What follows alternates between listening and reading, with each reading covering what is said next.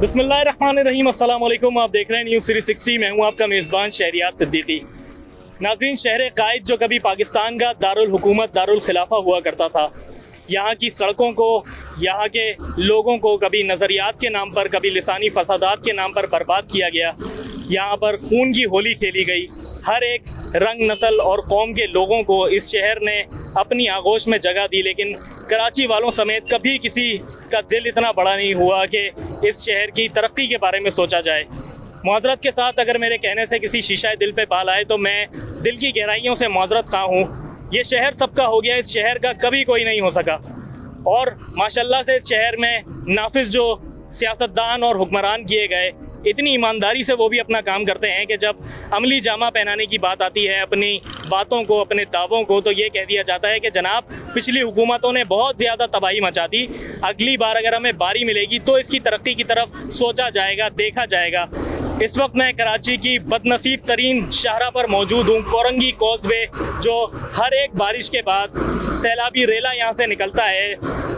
हर एक बारिश में ये कोरंगी कॉजवे मुकम्मल तौर पे डूब जाता है। इस वक्त मैं अपने कैमरामैन को कहूँगा कि ज़रा कैमरे को पैन करके दिखाए कि कोरंगी कॉजवे की क्या सूरत हाल है। मुकम्मल तौर पे ये सड़क जो है वो ज़ेर आब आ चुकी है। यहाँ की तरक्की के लिए, यहाँ की खुशहाली के लिए जो है वो बड़े बड़े दावे, वादे, ऐलानात किए जाते हैं। जिस तरह 6 साल पहले भी सिंध हुकूमत की तरफ से ऐलान किया गया था कि कोरंगी कॉजवे पर फ्लाईओवर बनाया जाएगा। फिर एक मरतबा ऐलान किया गया है कि जनाब 1 साल के अंदर अंदर 1.6 किलोमीटर का यहाँ पर फ्लाईओवर बनाया जाएगा और 1 साल के अंदर उसका इफ्तिताह कर दिया जाएगा। लेकिन अब तक कोई यहाँ पे तरक्याती काम, तरक्याती मंसूबे नज़र नहीं आते। यही हालत जो है सिर्फ कोरंगी कॉजवे की नहीं, पूरे कराची शहर की है। इसके अलावा सिंध हुकूमत के बड़े बड़े दावे, वादे, ऐलानात, एक तरफ कराची डूबता जाता है, दूसरी तरफ सिंध हुकूमत के ऐलानात ख़त्म नहीं होते, सिंध हुकूमत के शाना लाइफस्टाइल ख़त्म नहीं होते। सिंध हुकूमत उनके जब इंटरव्यूज़ अगर हम देखते हैं, उनकी तरफ से ये कहा जाता है कि जनाब हमारे पास इतनी बड़ी बड़ी गाड़ियाँ मौजूद हैं, इतने बड़े बड़े बंगले मौजूद हैं कि अगर सिर्फ हमारी गाड़ियों के बारे में आप शो करने बैठें तो 1 से 1.5 घंटे का आपका शो गाड़ियों के ऊपर निकल जाएगा। हमारे पास वो गाड़ियाँ मौजूद हैं जनाब जो पूरे पाकिस्तान, तो क्या पूरी दुनिया में किसी के पास नहीं होंगी। शाहाना लाइफस्टाइल, सरकारी स्टाइल, आगे पीछे मोबाइल, ये कब ख़त्म होगा? इस सब के बारे में हम आवाम से बात करने की कोशिश करेंगे। एक और बात के लियारी और कोरंगी से इमरान खान साहब जो हैं, साबका वज़ीर आज़म पाकिस्तान, वो इस मरतबा ज़मीनी इंतखाबात में इलेक्शन के लिए नामज़द हुए हैं। शहरियों से बात करेंगे कि उनका कितना जो है वो बिलीव है इमरान खान साहब पे या सिंध हुकूमत पे। सिंध हुकूमत के लिए क्या पैगाम जारी करना चाहेंगे, इमरान खान साहब के लिए क्या पैगाम देना चाहेंगे, कोरंगी के बारे में, कोरंगी की सूरत हाल के बारे में। और कराची जो इस वक्त लावारिस है, जिसका कोई पुरसाने हाल नहीं, वो शहर जो सबसे ज़्यादा रेवेन्यू प्रेजेंट करता है, वो शहर जो इस शहर की, इस मुल्क की मईशत को चलाता है, तो वो इस वक्त लावारिस है। सब के बारे में बात करेंगे शहरियों से। हमारे साथ आइएगा जी। हमारे साथ एक शहरी मौजूद है, इनसे बात करेंगे कोरंगी कॉजवे की जो सूरत हाल है उसके मुतालिक। अस्सलाम वालेकुम। वालेकुम सलाम सर, गुजारिश ये है कि तकरीबन जब से मानसून बारिशों का सिलसिला शुरू हुआ है तो हालात यहाँ के बड़े ही बद से बदतर हैं।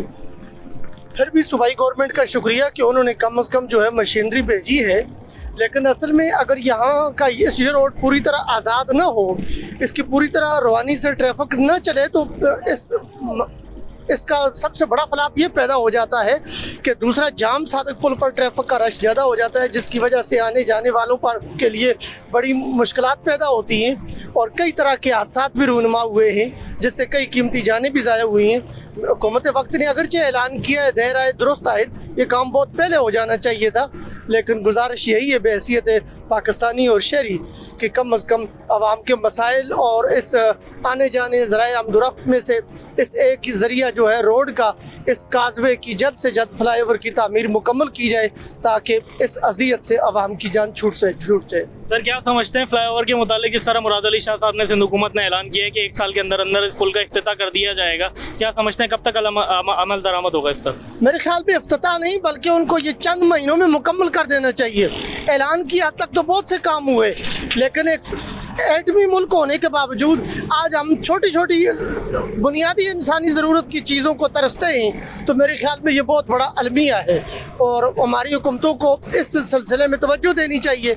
यही वजह होती है कि जनरल इलेक्शन हो या ज़िमनी इलेक्शन, आवाम की उसमें आदम दिलचस्पी होती है। आखिर ये हमारे सियासी ज़ुआमा और अकाबरीन इस पर तवज्जो नहीं देंगे तो कौन देंगे, वरना ये सारा सियासी और जमहूरी निज़ाम जो है ये तलपट होकर रह जाएगा। आने वाले दिनों में जिस तरह सर इलेक्शन भी हैं और कोरंगी और लियारी के इलाके से इमरान खान साहब भी उम्मीदवार हैं, सिंध हुकूमत को खासतौर पर इस बात पर जो है बहुत ज़्यादा अफसोस होता है, क्या कहना चाहेंगे आने वाले दिनों में? सबसे पहले मुझे ये बताएं कि किसको वोट देने जा रहे हैं? सर बात यह है कि जहाँ तक खान साहब की बात है, खान साहब बेड से लेकर मुल्क के प्राइम मिनिस्टर तक मेरे ख्याल में उसकी ज़िंदगी तो मुश्किलातियों से अब भरी हुई है। वो तो बिला वजह आवाम को बेवकूफ़ बना रहे हैं और ख़ासकर नौजवानों को।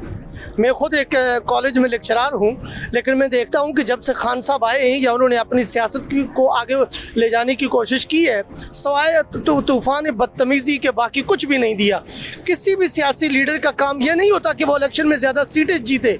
सियासी लीडर का ये काम होता है कि वो दूरअंदेशी से काम ले और आने वाले मुस्तकबिल के बारे में सोचे और आवाम की रहनुमाई करे। हम देखते हैं कि हमारे PTI के जितने भी वर्कर्स हैं वो खाली दिमाग लोग हैं, उनके अंदर न विजन है न कोई मैच्योरिटी है। लिहाजा सबसे पहले PTI को इस पर तो तवज्जो देनी चाहिए, अपने वर्करों को एजुकेट करें। जज्बात से काम नहीं लिया जाएगा, वरना जज्बात में तो हमने यहाँ तक भी कहा कि दिल्ली पे झंडा गाड़ेंगे और वाशिंगटन को तहस नहस कर देंगे। क्या इस तरह के नारे हमारे काम आए? नहीं, हमें हकीकत का इदराक करना होगा। और जहाँ तक बात वोट की है, हम काम को वोट देंगे, जो अच्छा काम करेगा। और पाकिस्तान हुकूमत काम कर रही है आपकी नज़र में? मेरे ख्याल में उन्होंने वो टाइम ज़ाया किया है और मज़ीद भी अगर वो टाइम ज़ाया करेंगे तो ये उनके लिए बहुत ही नुकसानदेह होगा। वो सिर्फ जो है फिर रूरल एरिया की पार्टी बन जाएगी। पहले मुल्की सतह की पार्टी थी, सुकड़ कर सिंध की बनी। अब अगर मजीद काम नहीं करेगी तो फिर वो अर्बन से सुकड़ती हुई, श्रिंक करती हुई वो रूरल एरिया की पार्टी बनेगी। कराची की जो सूरत हाल है सर, कराची पाकिस्तान को सबसे ज़्यादा ये शहर कमा कर देता है। कराची, यहाँ कोरंगी की अगर हम बात करें, करोड़ों रुपए का बिजनेस कोरंगी से होता है। कोरंगी का ये मेन शाहरा है, कोरंगी कॉजवे। इसकी तरक्की के लिए, कराची की तरक्की के लिए सिंध हुकूमत से क्या दरख्वास्त करेंगे? सिंध हुकूमत से यही दरख्वास्त करेंगे कि किसी भी मुआशरे की को एडवांस शिफ्ट में लाने के लिए 3 पैमाने होते हैं उसको जांचने और परखने के। उसका ज़राए मवासलात क्या हैं, उसका तालीमी निज़ाम का ढांचा क्या है और इलाज मुआवजा की क्या सहूलियात हैं। हम इन तीनों पर जब अजमाली जायज़ा लेते हैं तो हमें पता चलता है कि यहाँ का ढांचा बिल्कुल खाली खौल है, किसी भी किस्म का इस पर काम नहीं हुआ। अगरचे ये इस शहर की मसाइल ज़्यादा हैं, तकरीबन एक मोहतात अंदाजे के मुताबिक 3 करोड़ के लगभग इसकी आबादी है, लेकिन हमें चाहिए कि उसी मुनासिबत से काम भी करें। जिस कदर ये मुल्क, पूरे मुल्क में तकरीबन 60 to 70% रेवेन्यू जनरेट करके देता है, उस मुनासिबत से ये शहर बज़ात खुद एक पुरसा बना हुआ है, इसका पुरसाने हाल कोई भी नहीं। जी बहुत बहुत शुक्रिया, हमारे साथ शहरी मौजूद थे। सबका यही कहना है, हमने भी मुताद्दिद बार जो है मुताद्दिद प्रोग्राम्स इस पे पेश किए हैं कि ये शहर जो 80 से 90% ये रेवेन्यू पेश करता है, ये शहर जो कमा कर देता है, ये शहर जो सबसे ज़्यादा टैक्स पे करता है, इस शहर का इस वक्त कोई परेशानी हाल नहीं है। ये शहर जो जिसने हर एक रंग, नस्ल और कौम के बंदे को अपनी आगोश में सुला लिया, लेकिन जब बात कराची की तरक्की की आती है, जब बात यहाँ के लिए कुछ करने की आती है, चाहे वो कराची के शहरी हों, चाहे वो सियासी हुक्मरान हो, हर कोई ये कह देता है कि अगली बार सोचा जाएगा, अगली बारी लेने के लिए यहाँ हर कोई तैयार रहता है। लेकिन जब इस शहर के लिए काम करने की बात आती है, जब दावों और वादों पर अमल दरामद करने की बात आती है, तो शहरियों से बड़े बड़े जो वादे किए जाते हैं, दावे किए जाते हैं, उनको ये कह दिया जाता है कि भाई अगली बारी मिलेगी तो सोचा जाएगा। खुदारा सिंध हुकूमत से खासतौर पे हमारी दरख्वास्त है, सिंध हुकूमत जो सिंध का सबसे बड़ा मैंडेट लेकर बैठी है, अगली बार भी बारी लेने के लिए तैयार है। सिंध हुकूमत से हमारी दरख्वास्त है, खुदारा अपने फैसलों पर नजरसानी करें ताकि इस शहर के लोगों की जिंदगी आसान हो सके। इसी के साथ अपने मेज़बान शहरियार सिद्दीकी और मेरी टीम को दीजिए इजाज़त। अल्लाह हाफिज़।